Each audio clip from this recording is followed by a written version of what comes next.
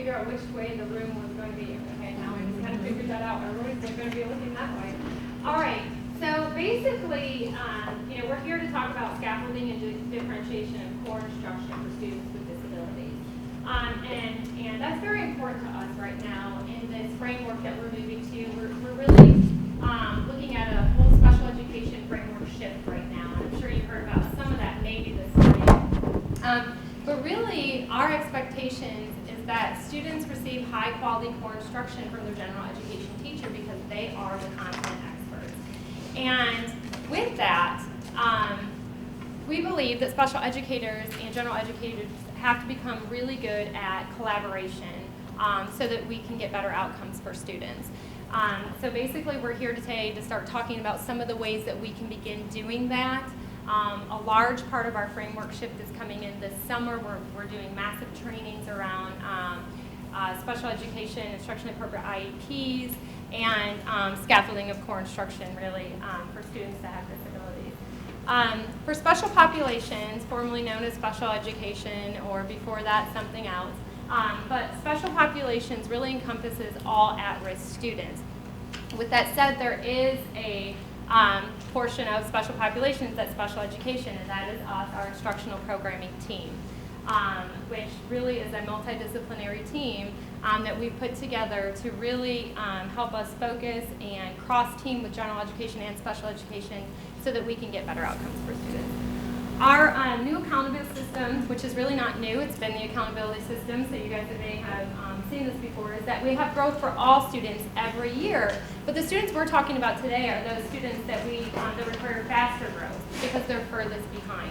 And that's really what our work encompasses right now, is that faster growth for those students who are furthest behind. And that's what we spend every day doing right now, is how to make that a reality. These are our beliefs, and I'm not going to go over each of them in detail, but really it is around that we need to serve students in their least restrictive environment. And I'll get into some of our data that we have collected to determine that we're probably really not doing that in the state of Tennessee right now, and we need to do a better job. We believe that all staff are responsible for all students. It's not general education students or special education students, it's all of our students, and so we are really moving forward with that focus. And again, students receiving that high quality core instruction with their general education teachers to the extent possible.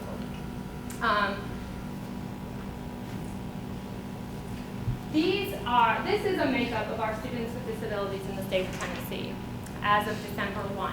Every year we take a count of students, and this is from our December 1 count.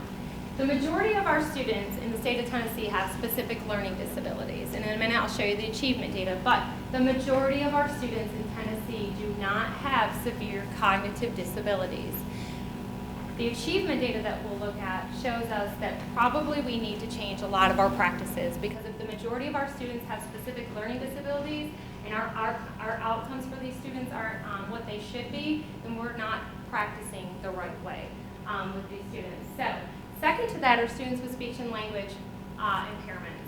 And some of the data that I don't have up here is our exit data around students that receive special education services. In the state of Tennessee, we're only exiting students around 12% of the time off of IEPs ever. That means that we're probably not providing the most intensive interventions across the board. If we were, we would believe that more students would not require an IEP after a period of time of intervention. So the majority of those students that are exited also have speech services. This is our data around least restrictive environment. And when I talk about least restrictive environments, that general education setting for a lot of those students, specifically students with specific learning disabilities, because that's our largest population of students. But a least restrictive environment is really about looking at the student and where they can receive their core instruction to meet their needs. All right, and the majority of our students' least restrictive environment should be the general education setting. So here's the data that shows the districts, or the amount of students, that are in general education 80% or more of their day, which is our goal for the majority of students. So we have a large majority of our students that are in the general education setting 80% of the grade or of the day. But we still have a large majority of students that are only in the general setting 40 to 70% of their day, and likewise, the general setting only 40% or less of their day. So when you look at that and understand the majority of our students have speech and language and specific learning disabilities as a whole, you would expect that more of our students would be served in the general education setting or be in the general education setting 80% or greater of their day, and they're not right now. So this is our achievement data. You may have seen this. This is right off the report card, but really it's just a comparison from 3rd to 8th grade math, reading language, Algebra 1, 2, English 1, and 2. And really the only thing that I want to point out here is there is a significant gap in achievement data between all students and our students with disabilities. Again, in some of these categories, it doubles and even triples for the students who are below basic or basic. So when we look at that, and again, we look at our majority of our population being students with specific learning disabilities, we should not be in this position that we are in. Moving forward, we're changing those practices. So that's what I really wanted to kind of set the stage and talk about.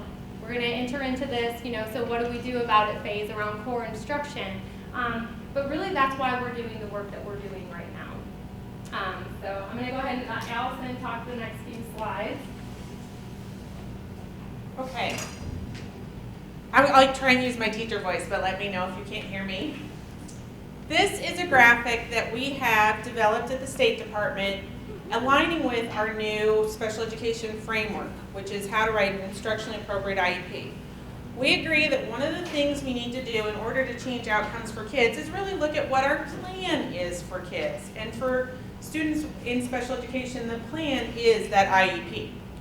So we really look at the process of the IEP. We all know the steps of the process, which is the outside circle. But we took our core values and beliefs and put them in the center. It talks about the importance of core instruction. When we say all students should have access to core instruction, we really mean all. At the department, my specialty is low incidence disabilities, and I am telling you, all students should have access to core instruction. And we are working really hard at the state to provide training on what that looks like and where that may occur for students depending on their needs and their areas of deficit at the time. Next to it is transition. Transition begins in kindergarten. The minute we get that child, we need to envision them as an adult. Because the ultimate goal for all children, we say career and college ready, but what we really mean, or at least what I know I mean, especially as I get older, is I want taxpayers, right? We want tax-paying citizens who are well-adjusted with a social support system around them that makes going to work and having money to spend worthwhile. That's what we want for kids, all kids, regardless of disability. So what does that mean? It means that all students should be provided instruction around the core, be it Common Core state standards or what the LEA then takes and makes their core standards. All students should have access to core instruction. One of the things you'll hear me say every time I speak is I think the biggest disservice we did in special education was we changed the name, because it started out as specialized education. Specialized education is a system of techniques and interventions and systems. Special ed is a place and a person. When we changed that name, we took away what it really is. It's the most intensive intervention, the most discrete, direct instruction you can provide for a student. It's the most individualized. When we look at behaviors, we're talking individual. Obviously, the other behavior plans didn't work, right? So we have to get individualized and intensive. The interventions, formerly in Tennessee, we really worked to make sure we were aligned with standards. But what we found is it didn't get to the intensity that we needed. So we're really going to work to align them to the area of deficit or need that we determine based on data, because data-based decision making is everything. It's going to be related to skills, not necessarily content. So you're not going to see goals around science and social studies. Now, science and social studies might be incredibly rich, rigorous content in which to work on those skills. But it's the skills of learning and accessing curriculum that we're talking about. Transition does begin in kindergarten. You're going to hear us say that a lot. And our people, I was just spent a week in Charlotte with the Transition and Stack Institute for capacity building, and you have never seen a happier group than when they found out that it doesn't all start at age 18. That we're really going to look at it from the beginning. And so that is an important philosophical shift. It is hard when you see those little 4-year-olds and 5-year-olds totter towards you to think of them as a 22-year-old, but that's really our goal. So students with disabilities, they're not all the same. Did you know that if a kid has autism on their IEP, it's probably not the same kid as the other one who has autism on their IEP? Right? It probably doesn't mean they need the same thing. They might just be different. They might be individuals. That's really the message of our framework, is looking at individual needs. Just because autism notoriously is known as having difficulty with learning content doesn't mean that the child with autism in front of you is that child. So we're really looking at the data around the child you are discussing in your team, making sure that it is child-centered, while at the same time looking at data, making sure you're looking at the whole child. What are the things we know about that child and why they're successful?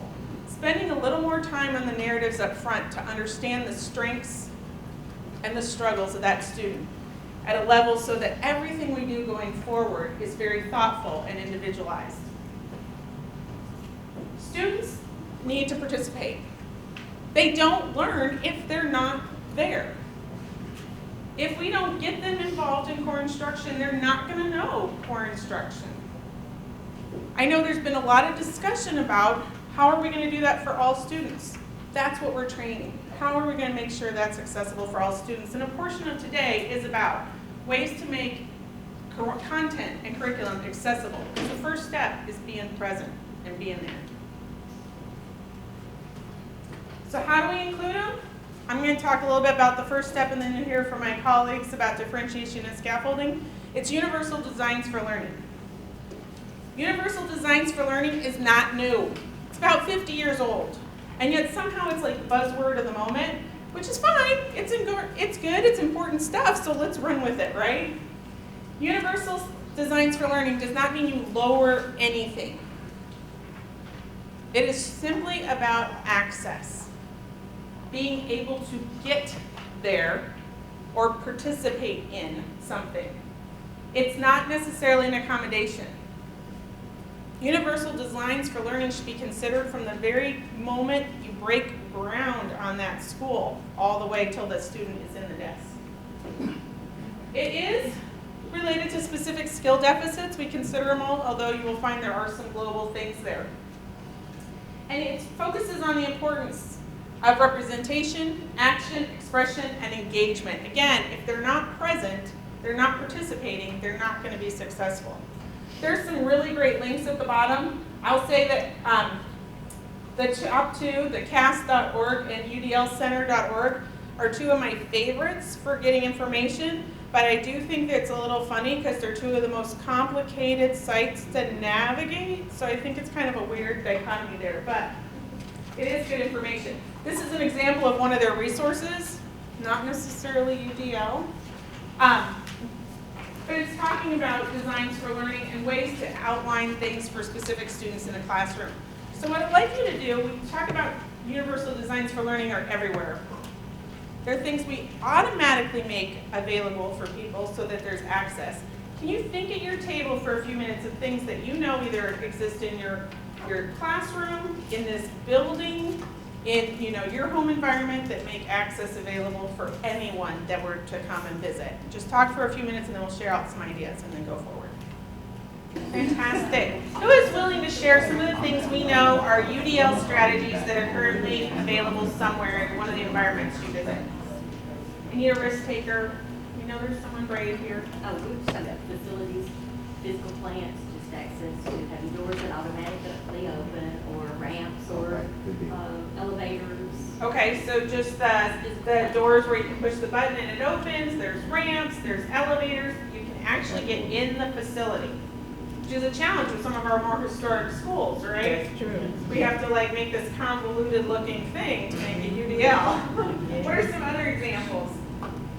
No, I think in terms of assessment, and for a few years, some of our teachers have been presenting options kind of like on your chart there, you can achieve the course goal for this high school biology course by doing option A, or option B, or option C, which can accommodate or provide means of expression for all different students, but maintains the standard.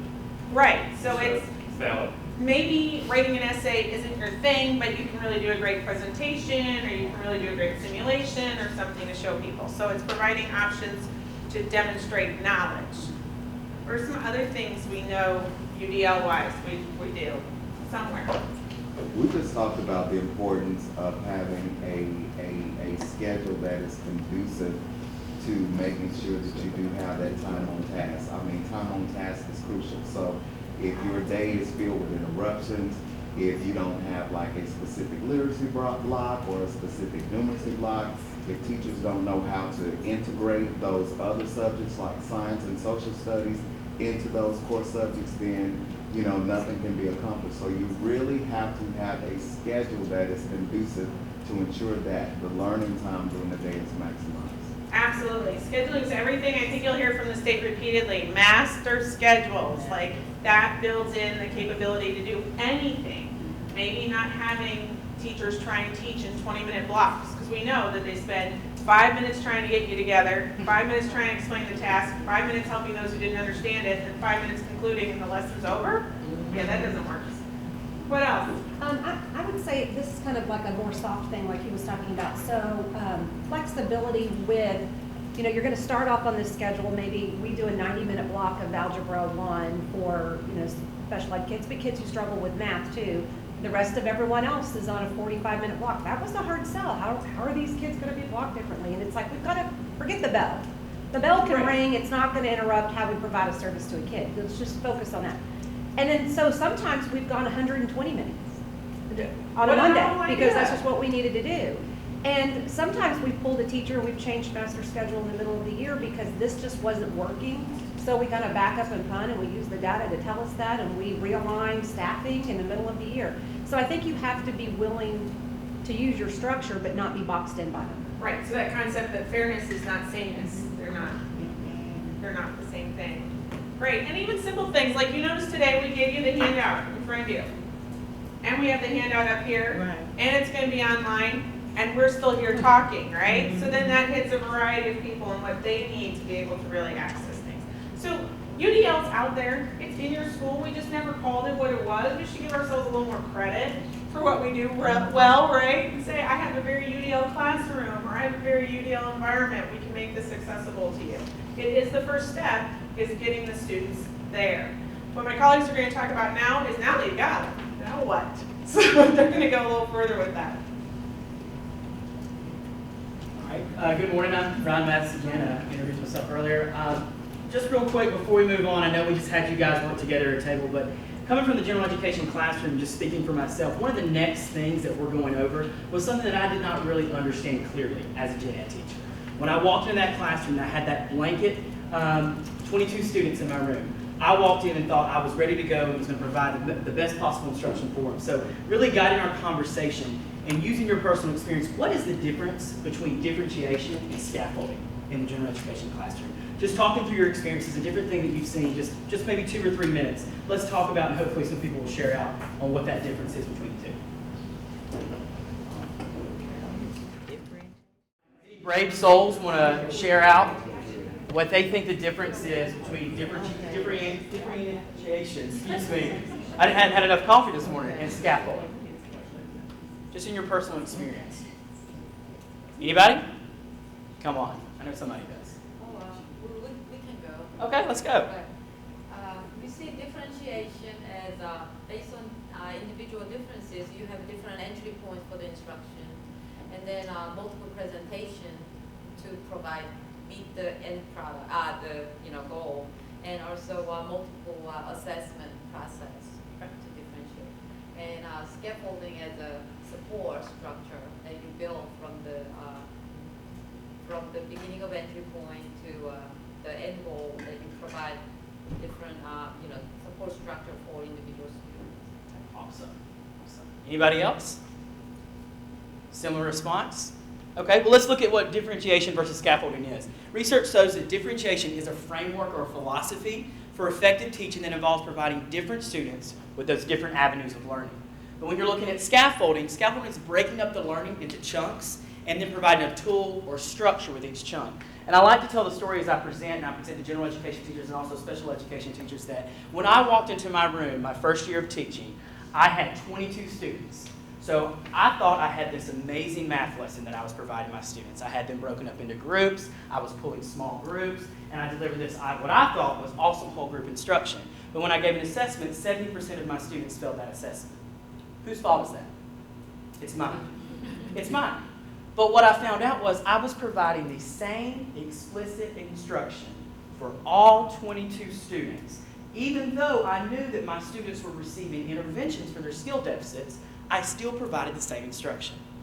And that is where I had to go back and look at what I was doing when I was delivering that instruction. And I had to differentiate my instruction to meet the needs of my students. But I also had to go back and scaffold what I was asking them to do. And that is something that as a gen ed teacher, and it's no fault of my own, I just went in and I just did a blanket lesson. And I really had to go back and look at what I was doing. So going a little bit further into the differentiated instruction.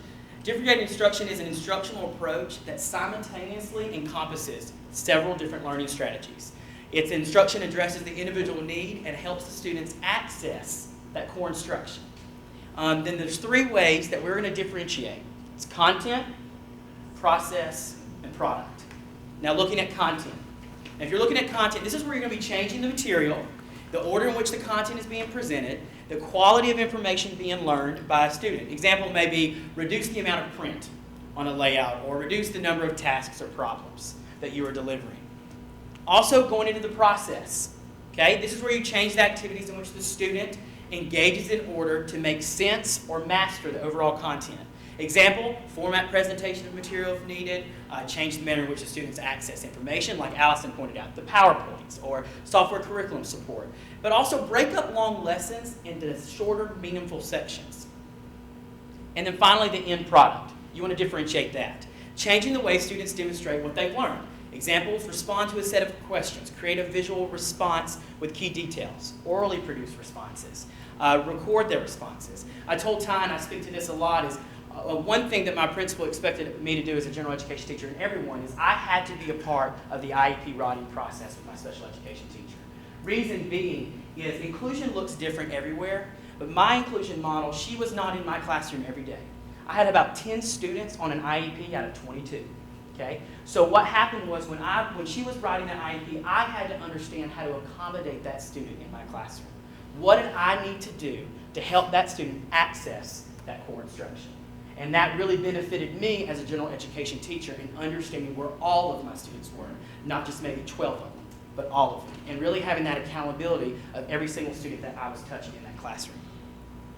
Okay? I'm going to turn it over to Joanne. We're going to kind of tag team back and forth, but I'm going to turn it over to her to go over the next part. Good morning, everyone. So as Brian touched upon differentiation, for our students, just coming from the general background as well, general education, we need to look at our students' skills, what they're bringing to the classroom so that we're able to best meet their needs in the classroom. And this all takes place into looking at the data that we have at our schools that are available to us. So we need to look at the reading mastery level that our students are entering our classrooms. We're looking at their mastery of mathematics. We're looking at their background. Are they familiar with the certain concepts that we're going to be teaching as we bring in these thematic units into our classroom and we present them to the students? It might look like front-loading that vocabulary that they're going to need to be successful with the lesson. It may mean that we need to bring in realia, some pictures into the classroom, or actually even play the part of a character that they may not be familiar with as we're looking at these historical figures, and we're embedding those social studies lessons into our language arts blocks.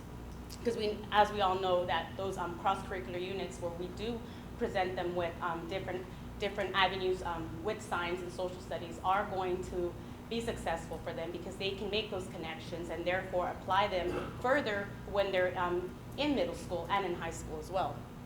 So also looking at their language proficiency, we know that in certain areas around the United States, we do have higher populations of ESL, and as I've been around with districts, Ryan and I both have we come across certain areas of Tennessee where we do have higher populations of ESL learners. And so taking all those facts into consideration, that's how we can best meet their needs in our daily instruction. So how do we determine student needs? And this goes back to different avenues that we can take out of school. We know that as a first year teacher, a second year teacher, our teachers come into a school, they're excited to teach their students, but many times they're not aware of all the different data that takes place into structuring their instruction, into developing those rich lesson plans, into getting all those structures into place in the instructional day. So being aware of all the sources that we have available at our school sites is very beneficial for any teacher, our first year and second year teachers, teachers that have been there for 7 years, because it may be the case that you are in a location where you have students that migrate based on the work that's available to their parents. So looking at these sources, we're considering looking at universal screening data, progress monitoring data, pre-tests, surveying background knowledge, using those KWL charts to gain what do our students know, what do they need to know, how are we going to structure those lessons, student self-assessments, survey level assessments, drilling down to where our students' needs actually are so that we know we're targeting the right areas as we're making that core accessible to them. Because it's going to be the case that we're going to have students that need those structures in place in order to access that core instruction. And our assessments can be formal and informal, as simple as a check-in, check-out procedure at the door, having those index cards with a checkpoint just to make sure that they gain those concepts as we're providing that instruction. We need to be aware of our student previous data, their schooling background, making sure that we're aware that we're looking at those CUME files, that our teachers know how to access those files. It's nice to have a universal type of data sheet across districts where teachers are familiar with the login form that they're looking at to make sure that they're getting that information that they need in order to build that instruction in their classroom. Determining student interests. This goes back to my first year of teaching. I was a fifth grade teacher, got hired on at a school K through 5th. One of the activities that I had with my students as they entered my classroom was an interest inventory. I wanted to get to know them better, ask them what their interests are, what their interest was in reading, what subject that they feel they had the most strengths in, and so forth. Getting to know our students is very important because that's how we know we're going to make those connections with them as we provide instruction.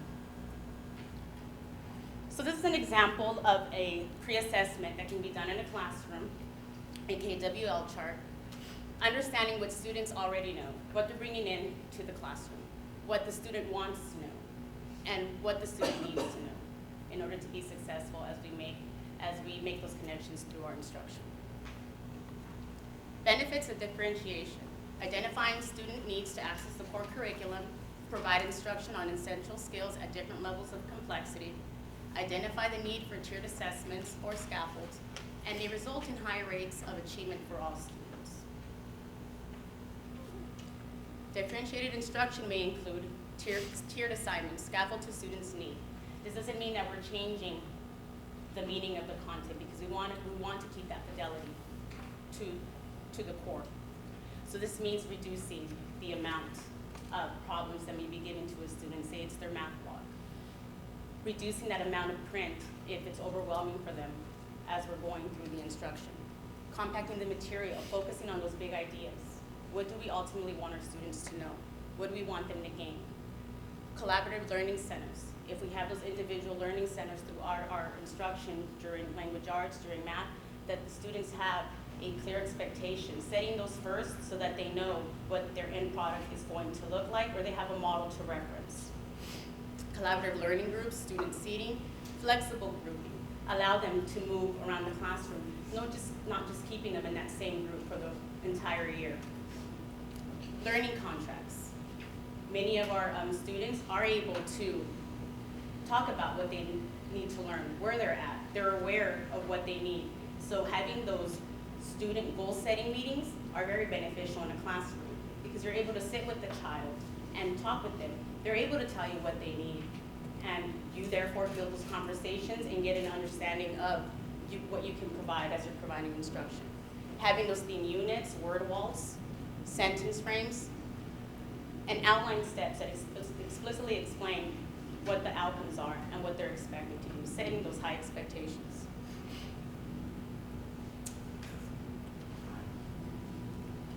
Looking at scaffolding, we kind of discussed what scaffolding was and what it looked like and how you could best address that in your core instruction. But going a little bit deeper, and obviously you guys know a lot of these techniques, but what we have found is a lot of teachers sometimes struggle, not all teachers, but sometimes teachers struggle with differentiation and scaffolding. I'm having trouble with that word this morning, within their core instruction. So looking at that and digging a little bit deeper, just some examples. Obviously pre-teaching vocabulary before you start a lesson.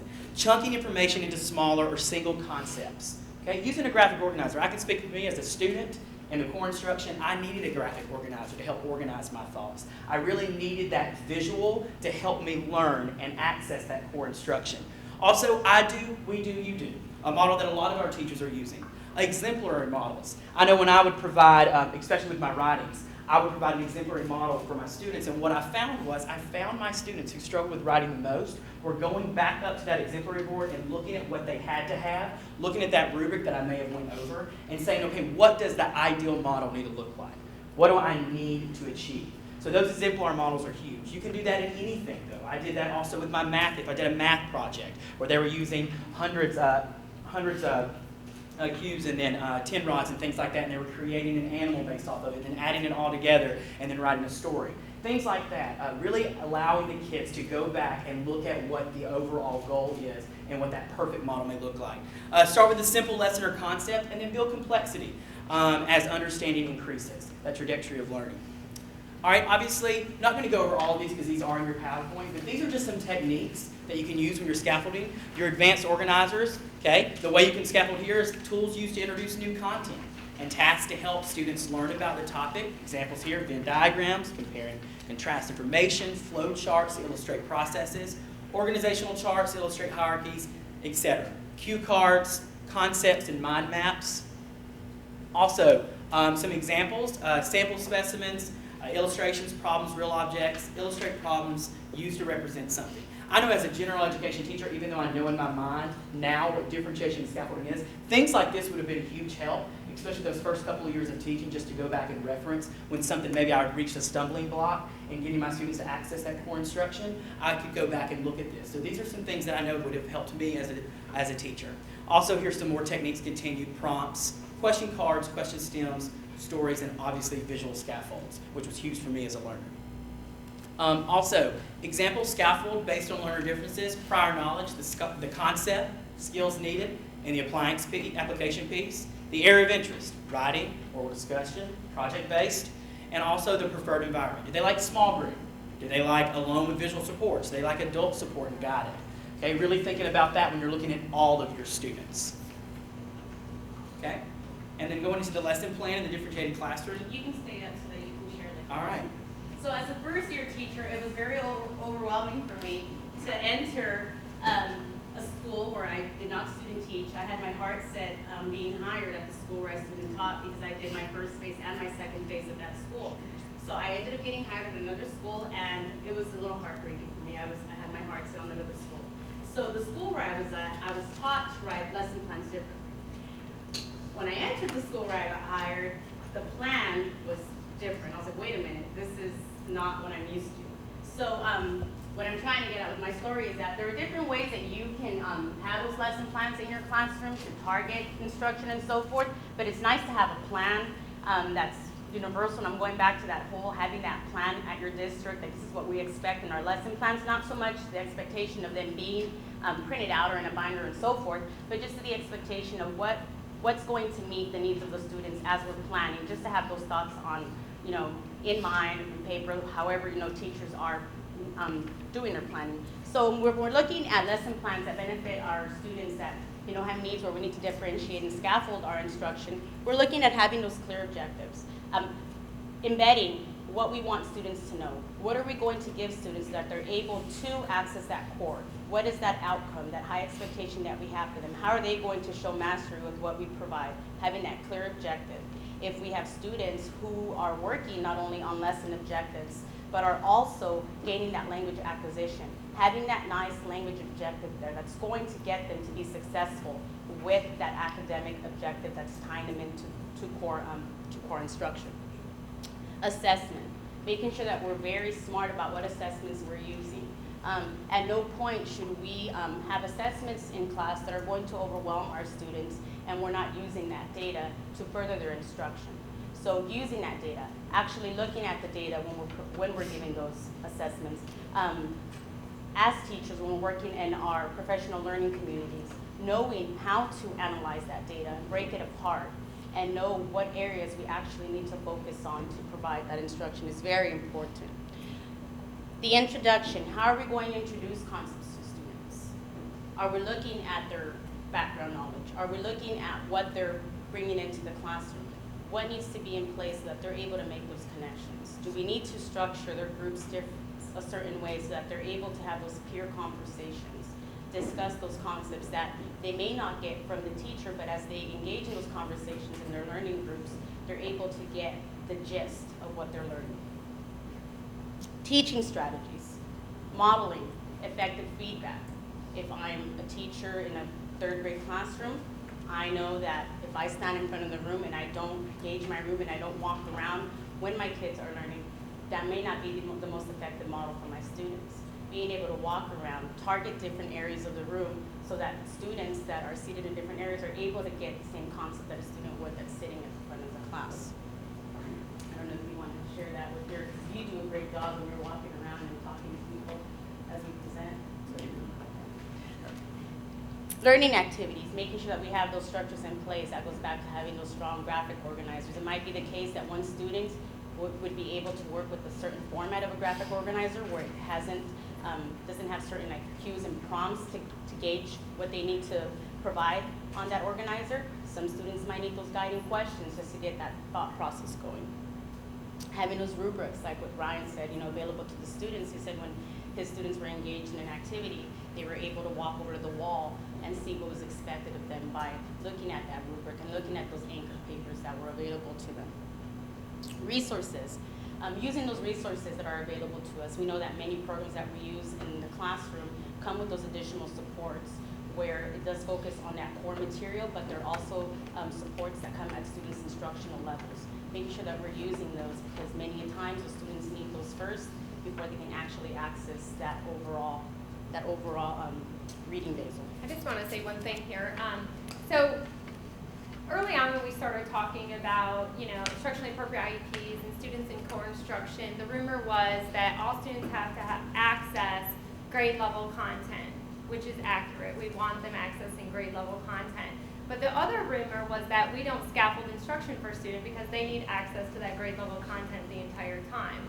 In any classroom, and I do, we do, you do, or any format, scaffolding instruction for students that A, have a disability or have skill deficits and are receiving intervention is not only the most effective practice, but would be harmful if we didn't do that. And so that's one of the reasons why we've been willing to start coming out and talking about the core instruction and what that can look like for scaffolding of core instruction, because it's not good enough to take a student that is in third grade that has skills deficits and just kind of drag them along in the content, right, and expect that they're going to actually access that content appropriately or benefit from it. Yes, they benefit from being provided that high quality core instruction in large group settings, but also when you are scaffolding the instruction during group work, looking at instructional levels for the student, that is extremely effective and the research supports that. So I just want to make sure, I always try to get that out there whenever we're talking about, because there happens to be some conversations going on across our state right now that is miscommunication or didn't come from our department, but plain wrong, that yes, you can scaffold instruction for students with disabilities, and even students that have skills deficits are receiving intervention through RTI. And I would think any student could have access to scaffolding if they need it anyhow, but I just wanted to make sure I kind of jumped in on that point to make that very clear.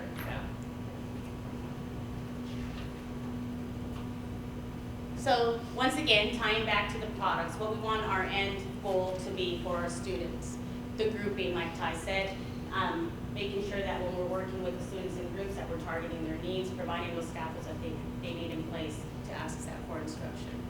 Extension activities for our students that need that enrichment piece there, making sure that we're also focusing on their needs, that we're extending activities. As we're working with all needs of all students, we also provide those supports for our students that need that enrichment. extending those activities and so forth.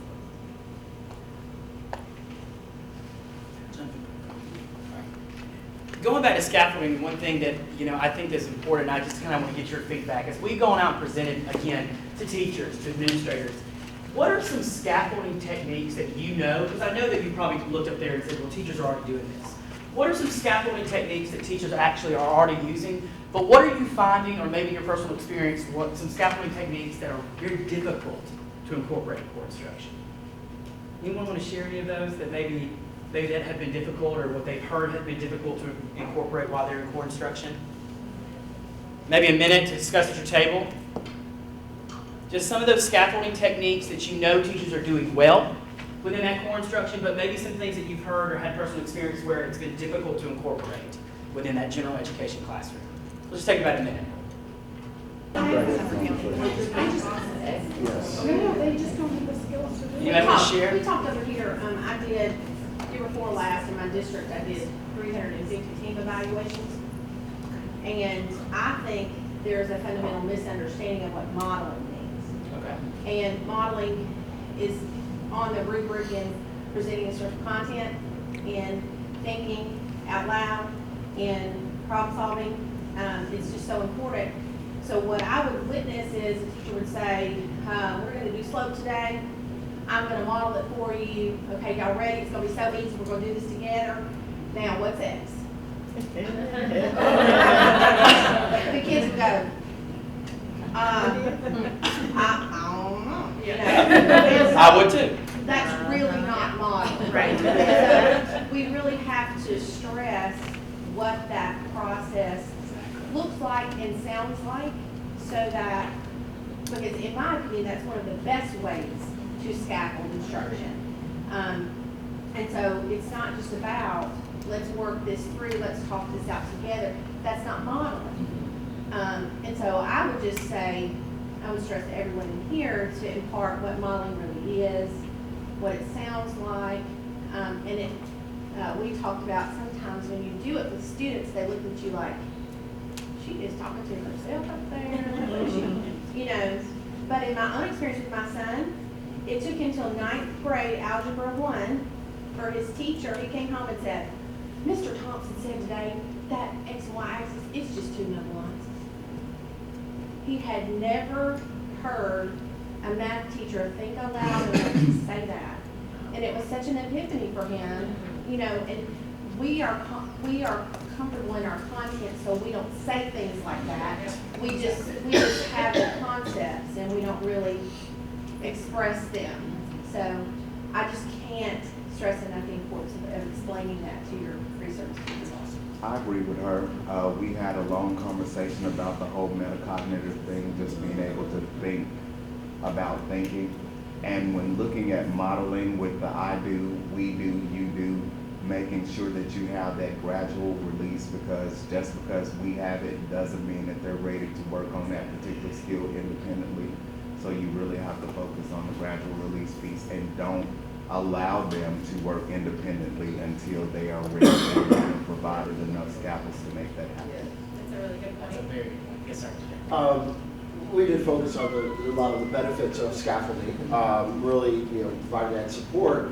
And I think the big challenge we saw with scaffolding are some students that may not be that 1 or 2 grade levels behind skill-wise, but students that are 5, 6, 7 grade levels behind and are now getting the special educational services, because we see that correct.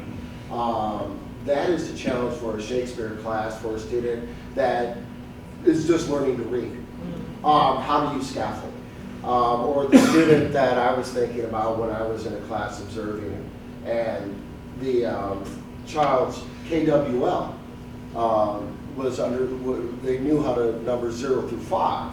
Now, what the standard was identifying rate of slope for the core content connector. And so, what's the scaffolding techniques for that? And I think those are some of the challenges that came up around this table. When scaffolding is good, but then we start looking at scaffolding when some of the skill deficits are very wide with the kids that are sometimes in front of us and make that challenge. So And so in relation to what he was saying and what he was saying with scaffolding too, one of the things that if you look at Common Core, the kind of the structures now of Common Core lesson planning, in that there's a document that has been released.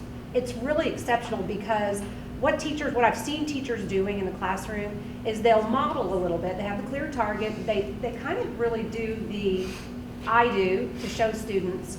Then they give them that independent learning time, and there's no check that they really got it, so they move straight into cooperative groups. So now you've spread ill-gotten knowledge through every kid who had it, but now they don't because the 3 people they're working with didn't have it. So I think he's right that you have to know that they've got it, but teachers want to go to cooperative grouping because on the team rubric, there's a little thing that says cooperative grouping, and what we tell them is, Whole group is a group. but what we tell them that too, whole group is a group, and the fact that they're working, the fact that 4 kids are sitting together at the table and they shouldn't have been, doesn't mean that you were using cooperative grouping effectively. Right. So that's gonna score you lower on the rubric than the proper use of cooperative grouping, which is to instill the knowledge that has been corrected and I'd like rightly to ask received. you, both, all of you, that I do with you do, but it's a fluid, Yeah. you know, so you have to constantly monitor students, Yes. and you have to constantly assess, Yes. do your formative assessment, so you come back and forth, it's never one line and goes one No. direction. And it's not, 16 minutes, 16 minutes, Right, 16 minutes. And I right. think somewhere along the way, that perception is there and it's not. You may spend the 2 days in the I do. And we brought up that idea of the challenge of cooperative grouping and not it looking like, all the high-performing kids are in one group, all the middle-performing kids are the other, and all the low-achieving students in the other, or all the kids with disabilities who need, specialized instruction in one classroom or one place receiving that intensive instruction, but more of this heterogeneous type of grouping, because a lot of times people will think differential instruction is a little bit easier if I'm grouping that way, because, I can just reduce problems to that group, or give them more problems to that group. You give that one the harder one. Yeah. Yeah. So, but I think one of the biggest challenges we had was the breadth of skills. So I'll say a couple things from what I've heard. I'm sorry, I have to cut it, but like with the cooperative grouping, I will say there's even research. Like I said, my specialty is low incidence disabilities, and there is research that if you have peers working with our child who is those 4 and 5 years, and I'll give you some strategies on Shakespeare and slope here in a minute, but if you're talking about those students that are 4, 5, 6, 12 grade levels behind where you are, and you have them work with peers, there is very solid empirical research that not only does the student who's got the disability increase, because the research wasn't about them, it was designed about the peer. The peers increased a grade level. That's right. The peers who were not engaged increased a grade level and a half. So it only benefits the class to do exactly what you said.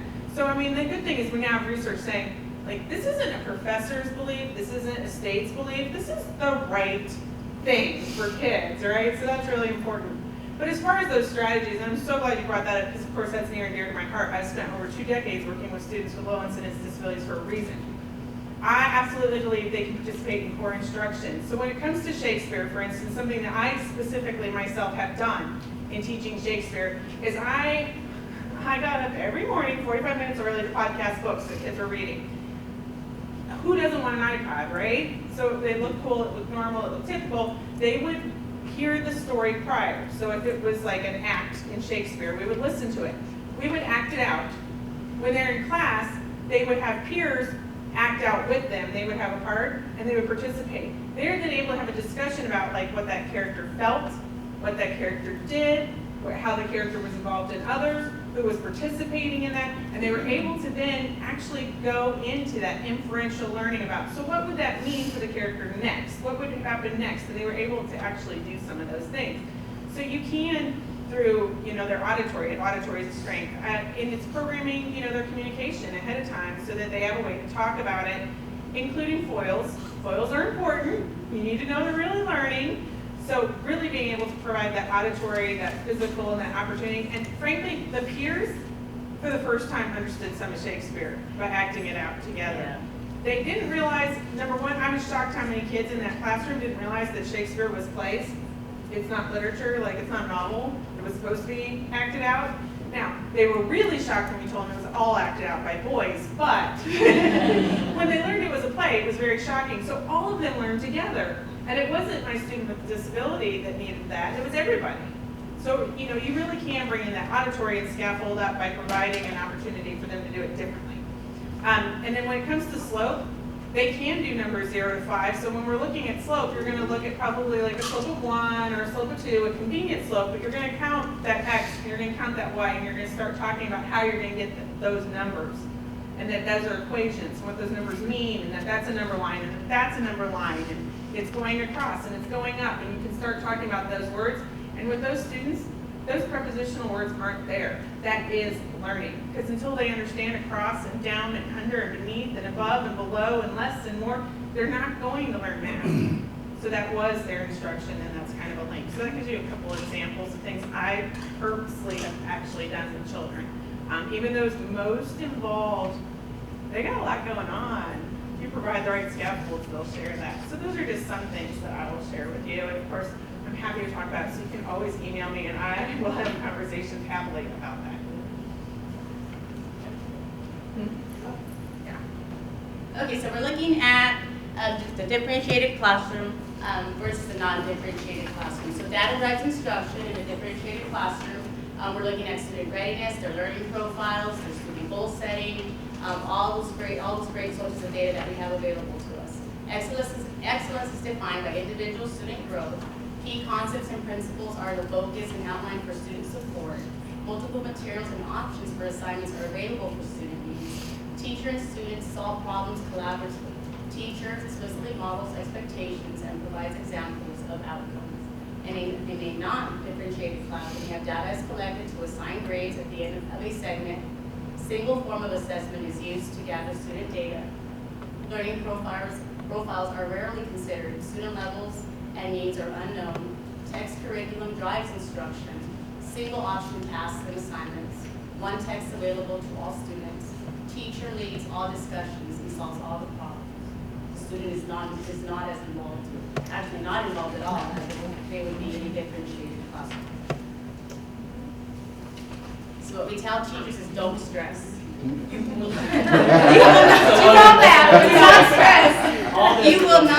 will not have mastery 100% as a teacher with differentiation and scaffolding. It takes time. It takes time building up your bank of knowledge. Coming from experience, bringing 10 years of gen ed education, it took some time. My first and second year of teaching were very challenging. We'll just go with that. But as I studied, went back to school, worked with different populations of students, I was able to gain knowledge into what I needed to look for as far as scaffolding lessons, providing that differentiation for students, and it changes depending upon the group of students that you're working with. So seek all supports available. That's why we stress that collaboration piece. Collaborating with the resources that you have available in the schools, making sure that if you're a new teacher, you're meeting with those mentor teachers, you're meeting with all the supports that are at your school available. Collaboration, once again, between the general education teachers and the specialized education teacher. Make sure that those talks are taking place. What can I do in my classroom to best meet the needs of this student? Making sure those conversations are taking place. And that we're using all the resources that are available to us. The same way we want our students to access those resources that are available to them to access that core instruction, as educators, and I'm speaking from my own experience, making sure that we're accessing what's available to us in these school settings so that we're best providing that instruction for our students. And archive lessons and instructional practices. Save everything that you know that has worked with your students. I'm not saying that one size fits all because you get a different population every year. I know that was the case with many of my students. But just keep those thoughts, those strategies archived, because there may be the case that you may come across a student that may be similar to a student you had 3-4 years ago, and you can think back and say, what did I do with that student? And then to see if it works with this student. So just making sure that we have that rich knowledge, available to us at all times.